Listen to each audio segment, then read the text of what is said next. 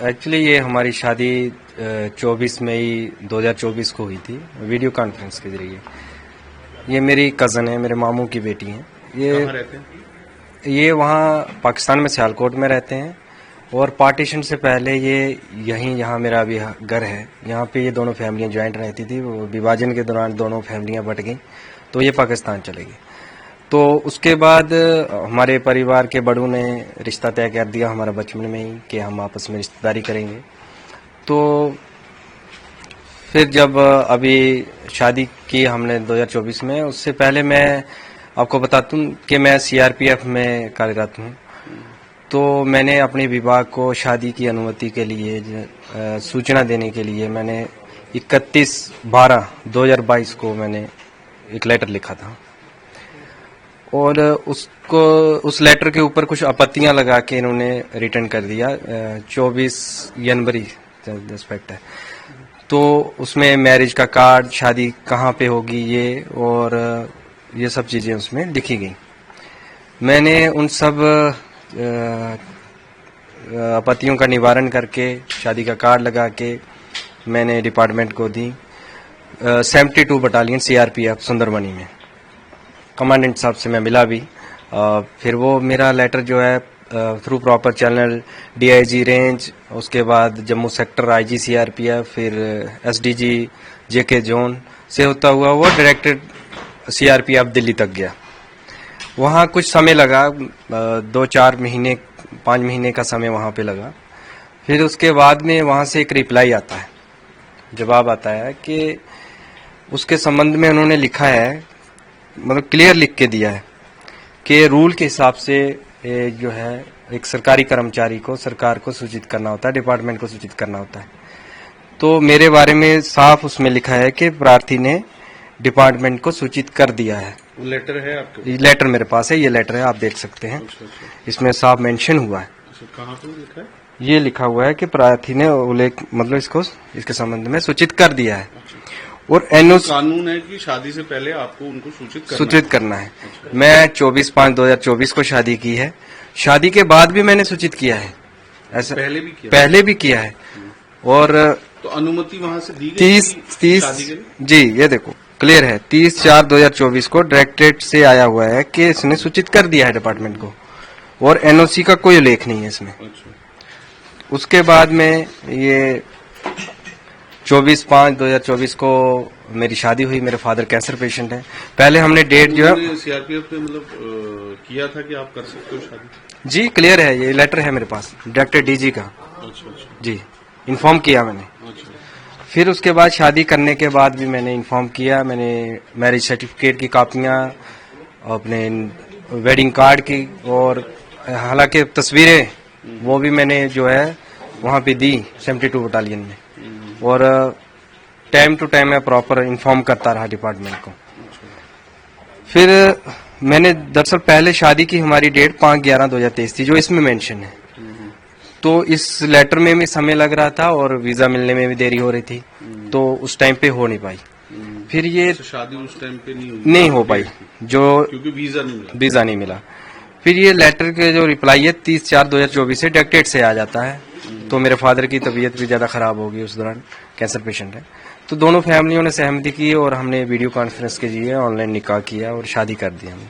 उसकी सूचना मैंने डिपार्टमेंट को दे दी। मेरे पास लेटर हैं जो मैंने सूचना दी है, और उससे पहले ये डायरेक्टरेट से जो मैंने पहले इंटीमेशन किया है, डीजी ऑफिस से लेटर आया, उसमें ये क्लियर लिखा है कि डिपार्टमेंट को इन्फॉर्म हो चुका है।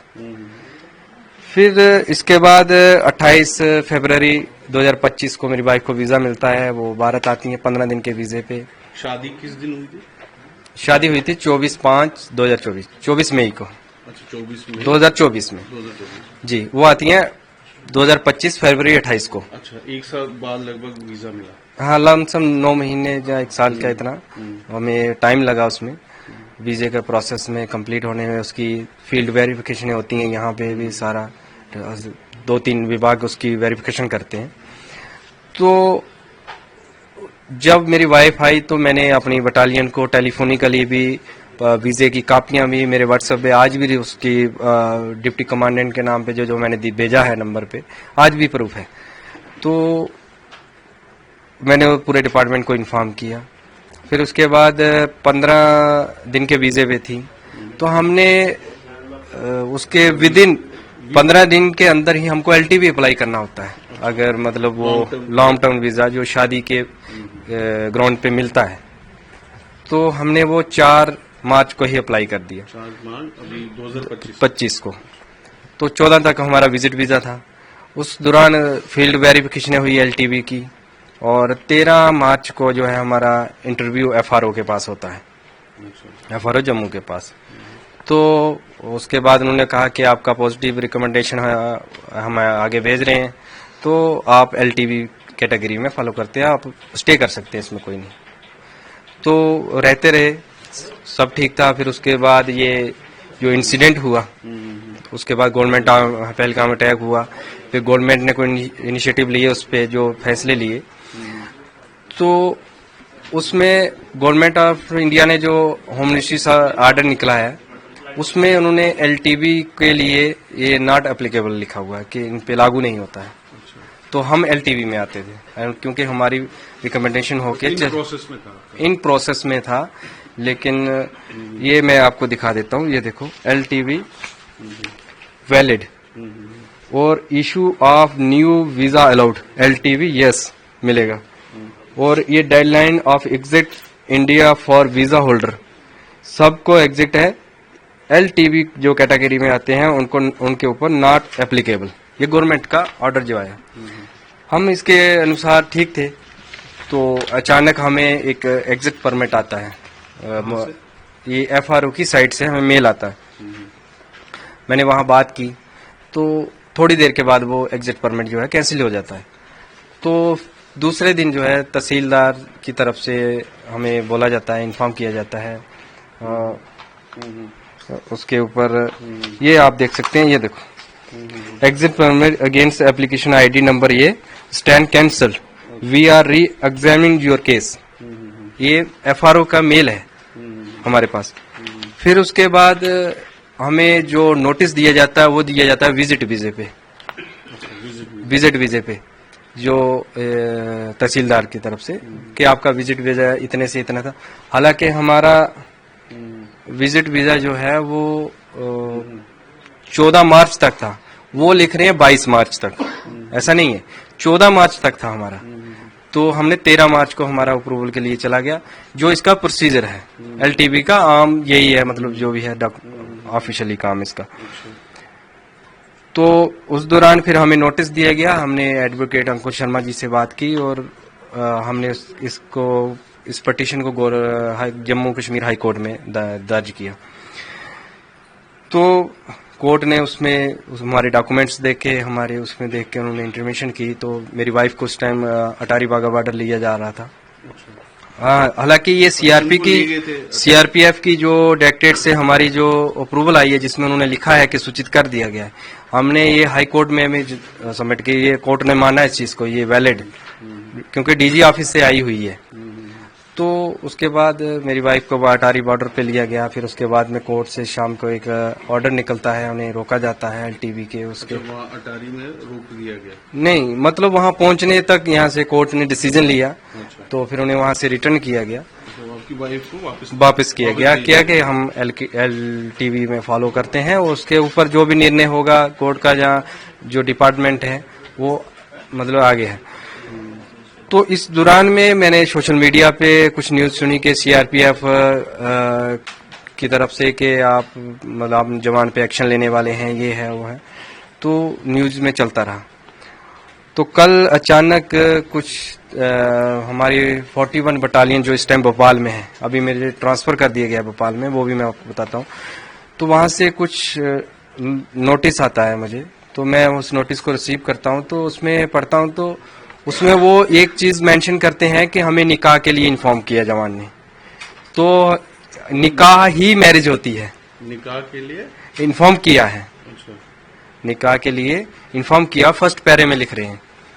और वीजे के लिए इन्फॉर्म नहीं किया। वीजे के लिए वीजे की कॉपियां मैंने सबमिट की हैं, सब किया है। फिर वो कह रहे हैं कि विजिट वीजा एक्सपायर होने के बाद इलीगली ये जवान ने अपने पास रखा था। ऐसा नहीं है, मेरे पास प्रूफ है। ये एलटीवी के जो कंसर्न अथॉरिटी हैं उन्होंने हमें स्टे बोला, उनके लेटर हैं, सारा जो प्रोसीजर है। मैंने ये एलटीवी अप्लाई के, विजिट वीजे के जो भी प्रोसीजर है वो लिखित में भी और कल भेजे आपने? नहीं, पत्री हैं ये, इसके कापियां वो मैंने 41 बटालियन में भी जमा की हैं पहले? हाँ, पहले ये सब होने से पहले टोटल मैंने वहाँ पे, अभी मैं न्यू पोस्टिंग वहाँ गया था 29 मार्च को मैंने वहाँ ज्वाइन किया। इससे पहले एक इंसिडेंट मेरे साथ हुआ अचानक। इसमें कल वाले में क्या बताएगा कि आपको डिसमिस किया जाता है? जी, उसमें लिखा गया है कि क्या आप है लेटर में, क्या है? लेटर में ये चीज भी वो मेंशन कर रहे हैं कि निकाह के बारे में जवान ने सूचित किया है, तो वो बता रहे हैं कि विजिट वीजे के बाद आपने एक पाकिस्तानी को घर में रखा, जो कि वो एलटीवी में उस रखा। वजह से वो हाँ, रीजन दिया गया और लिखा है कि आपको डिसमिस किया है। क्या रीजंस क्या दिए डिसमिस के? रीजन यही लिखा है उसमें कि आपने एलटीवी खत्म होने के बाद अपनी वाइफ को यहाँ पे रखा और इसमें आपने डिपार्टमेंट को इन्फॉर्म नहीं किया। इन्फॉर्म मैंने किया, मेरे पास प्रूफ है, प्रॉपर चैनल मैंने उसमें डॉक्यूमेंट लगा के इन्फॉर्म किया हुआ है। एलटीवी के कागज भी मैंने जो है 41 बटालियन में भी जमा कर दिए हैं। तो इससे पहले मुझे 72 बटालियन में जब मेरी वाइफ आई, उसके बाद मैं छुट्टी काट के 23 मार्च को मैं 72 बटालियन में रिपोर्ट किया था। तो आप इस दौरान कहाँ पोस्टेड है? जम्मू कश्मीर में पोस्टेड? नहीं, मैं इस टाइम मध्य प्रदेश भोपाल में पोस्टेड। वो तो अभी है जी। जब ये सारा अब शादी हो रही थी तो कहाँ? उस टाइम मैं जम्मू कश्मीर सुंदरमणि मेरा हेडक्वार्टर था 72 बटालियन का, जम्मू कश्मीर और शिवखोड़ी में मेरी पोस्टिंग थी। अच्छा, अब इधर ही पोस्टेड? जी। तो उस दौरान मेरे ये 23 मार्च को मैं रिपोर्ट करता हूँ वाइफ के यहाँ आने के बाद 72 बटालियन में। मैं वहाँ भी बताता हूँ, मैंने पूरे डॉक्यूमेंट्स मैंने उनके प्रिंट में निकाल के रखे हुए हैं, जो मैंने व्हाट्सएप भी किए घर से, इनको पूरी डिटेल 72 बटालियन को दी, वीजे की कॉपी दी और एलटीवी के लिए बताया। तो फिर मैं 26 मार्च को जब मैं शिवखोड़ी से हेडक्वार्टर सुंदरमणि में जाता हूँ, तो वहाँ अचानक से मुझे 27 तारीख को सुबह अर्ली मॉर्निंग बिना कुछ बताए हुए अचानक मुझे कहते हैं कि आपको 41 में रिपोर्ट करना है, आपको जाना है, आपकी ट्रांसफर होगी। तो मैंने पूछा, मेरा अभी 2027 में यहाँ ट्रांसफर पीरियड कंप्लीट होना था JNK से, तो मैंने आदेश के अनुसार मैंने उस पर कुछ ज़्यादा बात नहीं की, मैंने अपना वो उठाया। मुझे उसमें जब भी आप किसी दूसरी बटालियन में ट्रांसफर होते हैं तो आपको 15 दिन का ज्वाइनिंग टाइम मिलता है, पीरियड मिलता है, आपको घर से होके वहाँ ज्वाइन करना होता है। मेरा वो भी नहीं मिला, मुझे इमरजेंसी वहाँ रिपोर्ट करने के लिए बोल दिया, जेटी उसमें नॉट परमिट लिख दिया। तो मैंने आदेश के अनुसार यहाँ से 41 बटालियन भोपाल में 29 को मॉर्निंग में मैंने ज्वाइन किया। मुझे ना ट्रेन, जी अभी जस्ट ये, उसके दौरान मुझे ना ट्रेन की टिकट मिली, ना मुझे हेडक्वार्टर से कहीं मुझे छोड़ा गया, सीधा गेट से आउट कर दिया गया। रीजन किसी ने कुछ नहीं बताया। फिर मैंने वहां जाके 41 बटालियन के कमांडेंट सर का, डिप्टी कमांडेंट सर का मैंने इंटरव्यू लिया। इंटरव्यू होता है जब भी पोस्टिंग जाओ, तो मैंने वहां पूरी कहानी अपनी मैंने सुनाई, ये बात है, इन्फॉर्म किया, मैरिज मैंने ऐसे की। तो मैंने वहां सीओ सर से बता के मैंने एक डीजी साहब के इंटरव्यू के लिए एक लेटर लिखा। उसमें भी मैंने यही मेंशन किया कि ऐसे ऐसे मैंने इन्फॉर्म किया था, ऐसे मैंने शादी की प्रॉपर चैनल से। अब शादी करने के बाद अचानक से मुझे यहाँ ट्रांसफर कर दिया गया, इसके पीछे का कारण मुझे मालूम नहीं है। वो एप्लीकेशन अभी मेरी अंडर प्रोसेस में है डीजी साहब के इंटरव्यू के लिए। उसमें मैंने पूरे डॉक्यूमेंट्स लगाए हैं, वीजे की कापियां लगाई हैं, मैरिज सर्टिफिकेट लगाए हैं, A to Z डीजी साहब के लिए भी मैंने लिख के वहाँ दिया हुआ है। फिर उसके बाद मैं कमांडेंट सर के नाम पे मैंने एक इंटीमेशन लिखा अपनी शादी के बारे, क्योंकि न्यू बटालियन थी, तो मैंने उनको भी इन्फॉर्म किया प्रॉपर। उसमें एलटीवी के कागज भी लगाए कि इस टाइम एलटीवी में स्टे करते। उसके बाद ये सब इंसिडेंट हुआ तो मैं छुट्टी आया, फिर आपको मैंने पहले बता दिया ये सब हुआ। तो कल अचानक से मुझे ये डिसमिस फ्रॉम सर्विस का ये आ गया। तो मैं तो इस चीज़ से हैरान हूँ, तो परेशान हूँ कि ऐसा क्यों हुआ। मैं यही प्राइम मिनिस्टर साहब से, होम मिनिस्टर साहब से अपील करना चाहता हूँ कि एक जवान होने के नाते ही मेरे साथ इंसाफ किया जाए कि ऐसा क्यों। जब मैंने प्रॉपर चैनल 2024 में शादी कर रहा हूँ, 2022 से मैं डिपार्टमेंट को लगातार सूचित करता आ रहा हूँ, वो डिपार्टमेंट जानता भी, हर कॉपी मैंने उनको दी है। और ये एलटीवी की बात, ये एफआरओ कंसर्न के पास ये मेरे पास पेपर हैं, ये आप देख सकते हैं। Has been referred to higher authority for approval, approval के लिए एमएचए को जा रखा है हायर अथॉरिटी के पास। तो मुझे बताओ कि इसमें कहाँ पे इलीगल हुआ है, जहाँ आप लोग देख सकते हैं डायरेक्टेड का क्लियर आर्डर है, सूचित मैंने किया है सीआरपीएफ को, वो क्लियर लिख रहे हैं कि हमें इन्फॉर्म नहीं किया। एक चीज उन्होंने मेरे डिसमिस आर्डर में मेंशन की है कि हमें निकाह के लिए सूचित किया, निकाह ही तो होता है शादी, वही तो की है, उसके अलावा तो कुछ नहीं है उसमें। तो मेरी होम मिनिस्टर साहब से और प्राइम मिनिस्टर साहब से ये अपील है कि वो पर्सनली तौर पे इस चीज के ऊपर देखें कि एक जवान के साथ ये क्यों हो रहा है। जो होम मिनिस्टर साहब की जो गाइडलाइन आई है जो एग्जिट परमिट वीजे के लिए, मेरे ख्याल से जहां तक मेरी समझ है ये टोटली उसके खिलाफ है। आपको मैंने दिखाया भी है, उसमें वैलिड भी है, न्यू वीजे एलटीवी ही इशू होंगे, उस पे ये ऑर्डर एप्लीकेबल भी नहीं है। तो प्रॉपर उसके खिलाफ ये मेरे साथ किया जा रहा है। तो कल मुझे ये डिसमिस का नोटिस दिया गया, तो मैं अपनी अपील जो है प्राइम मिनिस्टर साहब से और होम मिनिस्टर साहब से करना चाहता हूँ। क्या बोलते हैं, मतलब घर में क्या माहौल है, जैसे वाइफ है वो क्या बोलते हैं? घर में सब परेशान हो गए, अचानक से ऐसा किया जा रहा है, सभी लोग परेशान हैं, आसपास के भी आ रहे हैं, बैठ रहे हैं, एक मतलब दुख की माहौल बन गया हमारे घर में, एक मातम तरह की माहौल बन गया कि हो क्या रहा हमारे साथ, जबकि हमने प्रॉपर चैनल से हर चीज की हुई है। मेरे जहां तक मेरी सूझबूझ बोल रही है कि कहीं एक कागज में मिस्टेक नहीं है, तो ऐसा हमारे साथ किया जा रहा है। तो जैसे आपकी वाइफ है वो पाकिस्तान से, उनका क्या कहना है?